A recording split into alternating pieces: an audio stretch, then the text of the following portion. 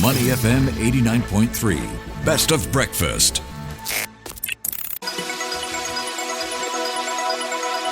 The U.S. Market Update with Money FM 89.3. Good morning, folks. Welcome to the U.S. Markets Wrap with me, Ryan Huang. And let's take a look at how Wall Street closed in the latest session. We've got the S&P 500 down for a fourth straight session as traders weigh concerns around economic growth and global trade. The broad market index down 0.5%, closing at 5,955. The Nasdaq Composite was the biggest loser, dropping 1.4%, closing at 19,026.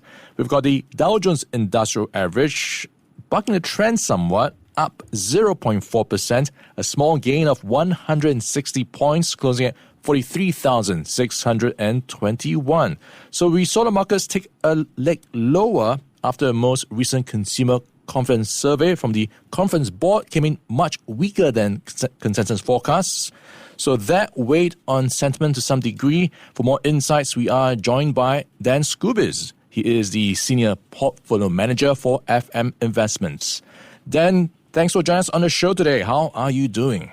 I'm doing great, Ryan. Thanks for having me. Yeah, great having you on, Dan. The market's not doing that great. Walk us through what you're taking away from the latest session. Yeah, well, I think what we've seen occur is, a little uncertainty is kind of making its way into the market. And so you see that around the tariffs. Inflation is creeping back up a little bit. You saw Walmart last week report, and people walked away from that with a little concern about the consumer. So I think what you see is anytime there's certainty in the market, people are willing to pay more for that certainty. And then when you start getting some of this uncertainty in, people kind of take a little step back. And so I think it's a little bit more cautious time. But I think it's also important to remember that the S&P is only about 3% off its all-time highs. So it's not like we're collapsing, but I think it's normal for periods like this where people kind of take a step back and reevaluate. And we do have kind of elevated valuations within the S&P 500 as well. So I think it's perfectly normal to kind of take a step back and kind of consolidate a little bit.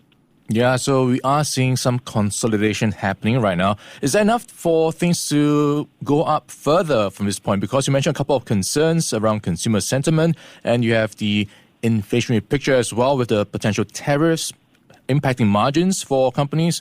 What is going to be outlook for the rest of the year like? Well, I think if you look at the expectations for earnings, it's still a pretty robust expectation for about 12% EPS growth in the S&P 500 this year.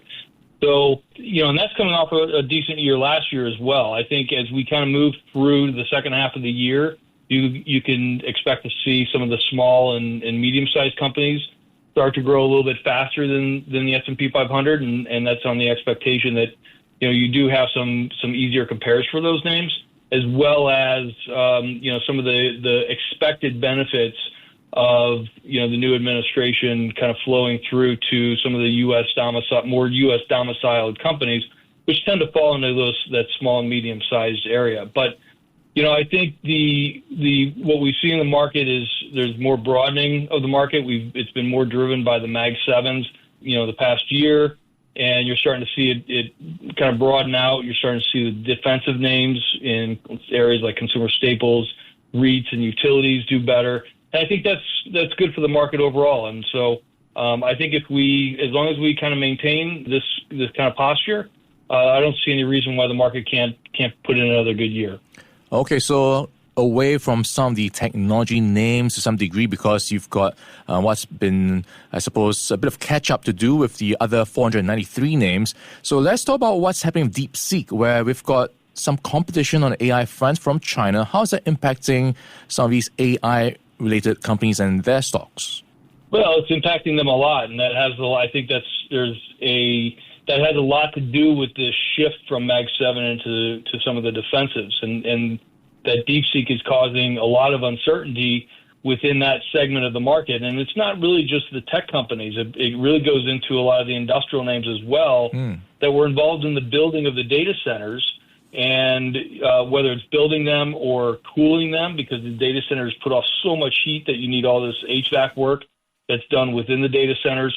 And so, and then, just from an electrification perspective of being able to power all these data centers, so it really broadens out beyond just technology companies into other areas such as industrials. And so DeepSeek has certainly created a lot of uncertainty. We'll get NVIDIA reporting their quarter tomorrow after the close. And so that's something that investors are definitely looking forward to seeing what they have to say. I think there's a lot. I don't think AI is going away. But I do think the AI trade was very crowded.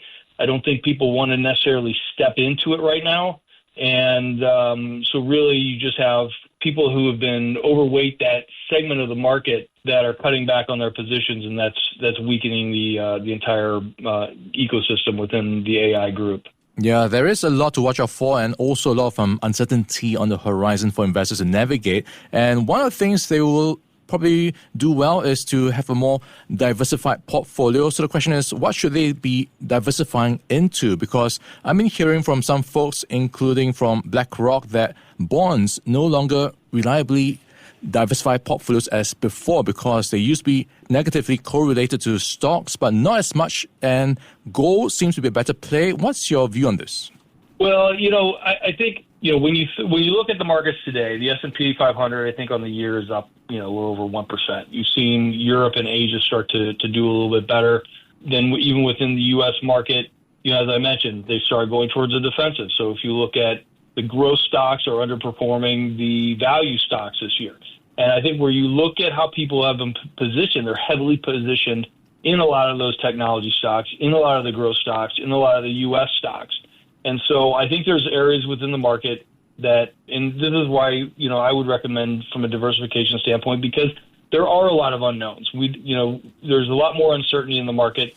And so in those times like that, it's a good idea to diversify until we get a clearer picture of the market. So, moving into some of the more value-oriented areas of the market, you could look at some of the places where investors may be underexposed, such as in some of the international markets, and even in some of the small and mid-cap names where people tend to be underexposed. But I think ultimately you definitely want to stay on the quality side of the trade. I think with rates remaining as high as they are, it's a much better place to be on the quality side and avoid a lot of the low-quality areas, which will have a more difficult time in these types of markets. All right, a great snapshot of where things are in the markets. We've been in conversation with Dan Skubiz. He's the Senior Portfolio Manager for FM Investments. Dan, thanks so much for your time and insights. Great chatting with you. Great. Thank you, Ryan. Great talking to you. All right, catch up again soon. Stay Money FM 89.3. Before acting on the information on Money FM, please consider if it's suitable for your own investment objectives, financial situation, and risk tolerance. To listen to more great interviews, download our podcasts at audio.sg or download the audio app. That's AWEDIO, audio at the App Store and Google Play.